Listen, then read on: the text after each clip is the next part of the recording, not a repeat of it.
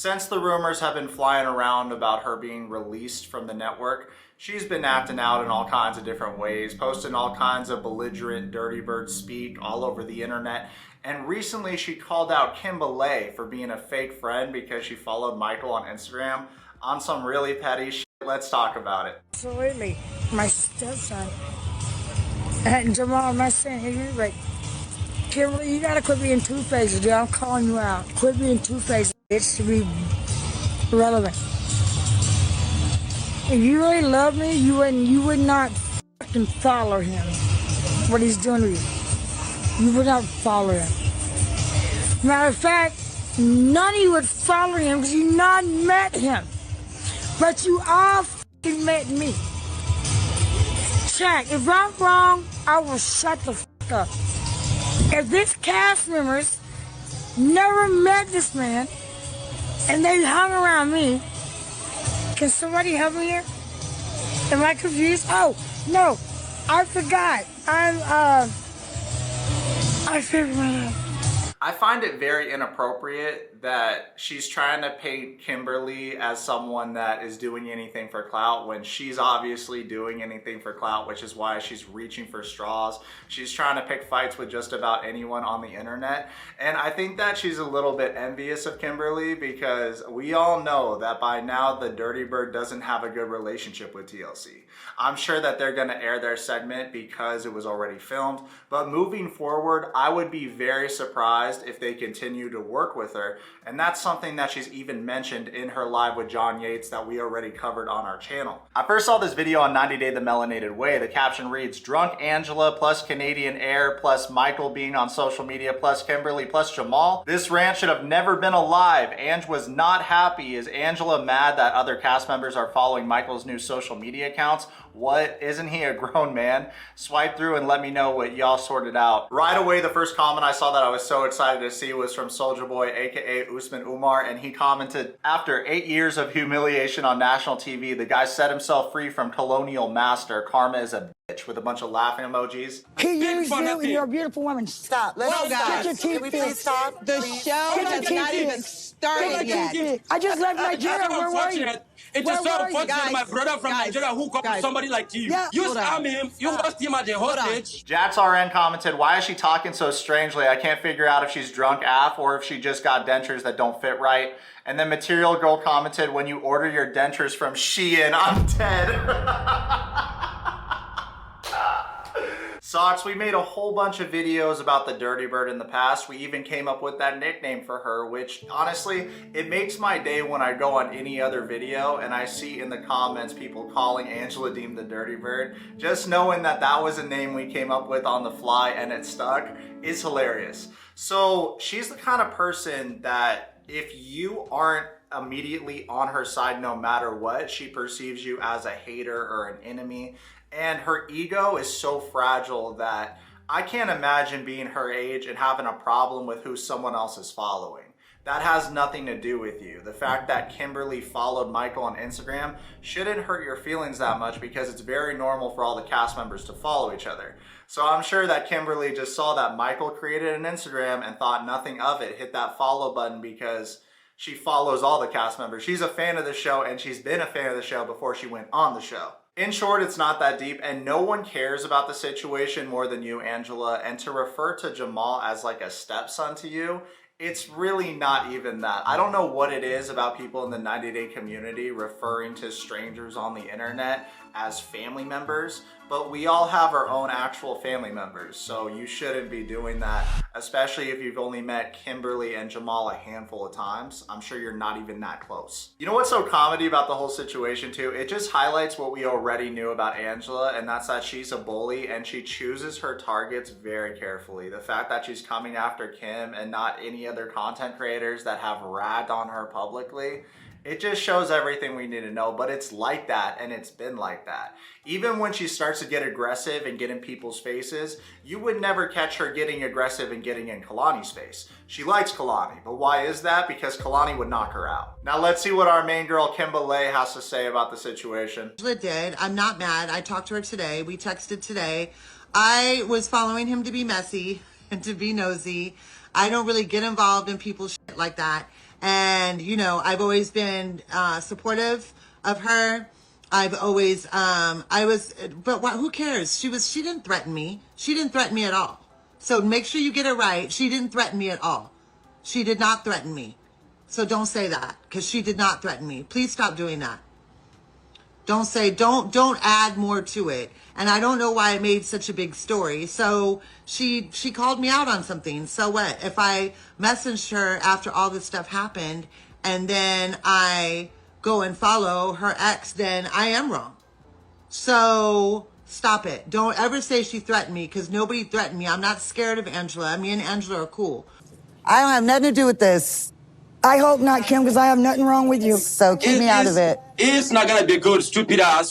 Shut the up. Here you go already. Get out. Shut up. So everybody just leave it alone. I don't know why it became such a big deal, you know? Don't be scared, homie. Angela did not threaten her, so I'm not sure if those were comments that were just trying to add fuel onto the fire. She did question Kimberly's character by saying that she was two-faced for following her ex on social media. The Dirty Bird also called Kimberly a bitch and said that she's doing things to stay relevant, which is comedy, because everything that the Dirty Bird has been doing the past couple months has been to stay relevant, because there's a lot of speculation from fans that she's been let go and is no longer going to be on TLC shows. She said in a live that that is not true. However, I recently saw this Reddit thread titled, "Hot Goes on Mima's Thirst Trap About Breaking Contract. Are you really back though? As a result of you breaking your contract with your drunken shenanigans on John Yates' YouTube channel, TLC has cut your scenes and your check by 80% for this up and coming season that you've already filmed. Then they're cutting ties with you completely. But they're offering Michael a spot on Single Life or Love in Paradise if everything goes right with his visa. You and only you are responsible for all of this." Lone Rhino 74 commented, "Baby Jesus, ... let this be true," and I'm right there with you. Even Harambe is looking down at us right now, hoping that this is true, because Angela Deem is a bad look for just about everybody. AlleyCat222 responded to this comment and said, "It is. I was the one who originally talked about it, plus shared the receipts. Her episode is finally coming out on May 24th. Originally, she wasn't going to be in it at all after that literal 10-hour rant on that weird meth head's YouTube channel, but they settled the suit for breach of contract / NDA and will bring her in on the 11th episode. Mainly it's due to the people who said they want to see how their story ends, because the majority of it she went on and talked about everything that would be shown, plus said some nasty about Michael, like think KKK Grandmaster Dragon racist stuff / abuse. Yo, Alley Cat, you're going in. This is the kind of energy I want. I hope you're a sock. Here, I'll copy my comment from the other day here that goes into more depth. Angela got in trouble for basically ruining her storyline after going on that weird literal 10-hour rant on that John Yates guy's YouTube. So she had legal issues due to contracting with TLC because of this. She was supposed to be shown in the beginning of the show, but because of this, they were going to cut her completely. What ended up happening was settling legally, and because the vast majority wanted to see how their story ended, they decided they'll cut her story by a lot and finish it out. Her first episode won't be till the 11th out of the 21 episodes. I have the episode synopsis for each one, and she will begin on May 24th. This is that episode description. With bonus scenes, Alex juggles a lot as Lauren recovers. Rob and Sophie's sexy fun ends badly. Jasmine explains herself. Mahmoud accuses Nicole of cheating. Traditions raise tensions in Emily's family. Liz leaves Arkansas. Everything is on the line for Angela and Michael as his final visa interview approaches. Angela will not be back with TLC after this though, thank God. Hence why they scrubbed her from their socials. Toxic lifestyle and cult channel that is, aka TLC. Ooh, the shade. And she can't use the handles anymore or has been promoting it, etc. Michael, however, if all his immigration stuff goes well, Angela never adjusted his status after he came, and he wasn't here on a K1 because they were already married in Nigeria. Will be coming back to TLC. What's even more hilarious is abusive Angela tried to pull a "you either keep me or him" fit, and of course Michael was picked.